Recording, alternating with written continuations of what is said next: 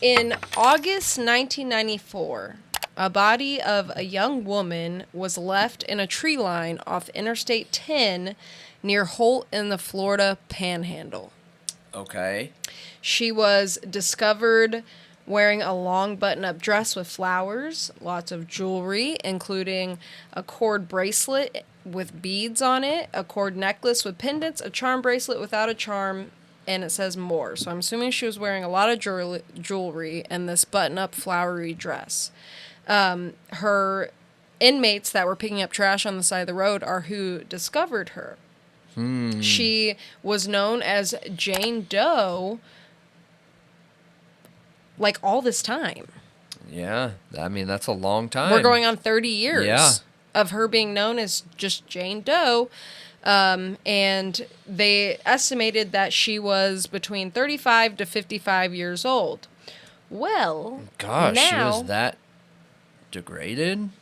That was the estimate. That's a 20-year gap. I feel like that's... She was actually 34. 25 to 55, though. Yeah. Well, it was 35 to 55. 35 to... Still, that feels like a big gap, but gotcha. But we now know who this woman is. And she was 34-year-old Suzanne Kellenberg, and she was one of the 8 victims of the Happy Face Killer. Okay. Yep. So this October 3rd, Okaloosa County Sheriff Eric Aiden announced that they found out who she is. Wow. They finally identified her. And I believe it was Othram that worked on it. With DNA. Interesting. So it was DNA. Mm-hmm. So we have another DNA case solved here. Genealogy. We're seeing them just come in left and right. And I hope, okay, again, this is my doubtful mind, and we always try and side with police, but I hope all these cases that are getting cleared are legitimate. You know?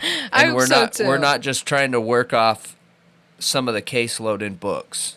I really hope so, too. Yeah. Yep. I would be curious to dive into some of the how police departments get paid. Do they get paid by having certain cases closed, or under 25% open cases, active cases, current cases, cold cases? You know what I mean? I'd be curious to know that. But we're seeing a lot of cases come through that are closed, and that's phenomenal. I mean, to have these victims' families that finally get closure, man, is incredible. Well, they say that a family member actually submitted a DNA sample, and it came back as a 100% match. So it connected in the system. Yep. That's awesome. Yeah, somebody put their DNA in the system, like an ancestry website, and it popped up. Which, I mean, hopefully it's real. I guess it could be pretty easy if you're trying to, work off some cold cases and you have some unidentified victims and you suspect they're of this serial killer, just attaching it to a girl that went missing that seems to fit the profile, seems to fit all of these things, and then getting a DNA match. Because 100%, what does that mean?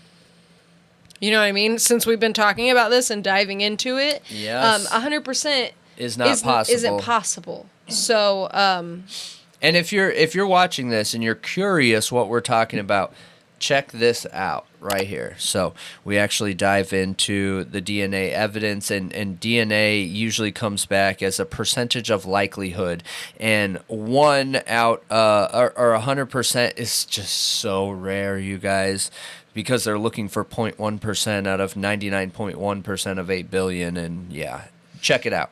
Yeah. So actually, the Happy Face Killer, which is, what's his full name? It's something Jesper. The Happy Face Killer. I forget his full name. I know his last name is I'll look it up. Just Person. Oh, it's Just Person. Yeah. I don't know why I was saying Jesper. So apparently they talked to him in September, and he literally said exactly how it happened. Okay, yeah. That I feel like that's great evidence. Well, yeah. I mean, he was at a truck stop in Tampa, and he picked her up there and drove her up the Panhandle, like upstate in Florida, where they stopped, and apparently he sat down next to her while she was sleeping, and she just started screaming and wouldn't stop. And he wasn't allowed to have people in his, like, semi-truck unauthorized, so he strangled her.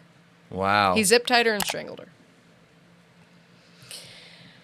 Pretty horrible, and then just dumped her off on the side of the interstate. Yep. You know how many how many cases that we've looked into and covered that truck drivers... Okay, Keith Jesperson. Yep. Jesperson. Jesperson? Yes. But... of course, another name mispronounced. Wait, say it again? I mean, I think it's Jesperson. Jesperson. Okay, that actually makes more sense. Yeah. I just always knew the happy face killer. I didn't pay attention to the name. That's not a serial killer I've actually dove that much into. No. So, my bad. Just another trucker, but for the victims, at least these things can get closed. There comes a time where, like, 30 years is a long time, man. I know, and I'm really happy for the family. Justice.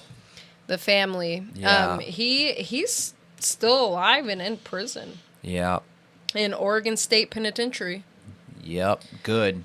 Yeah. Forever will be in prison. I just talked about how they talked to him and he admitted to all of it. But I thought that was really interesting, though, and I'm really glad that they didn't just do the DNA thing and then be like, oh yeah, that's her. They actually went and talked to him and investigated it and got the stories so that there could be, like, real justice and closure for her family. Absolutely. Yeah. Absolutely. But it's really interesting, and I have the same question as you, like...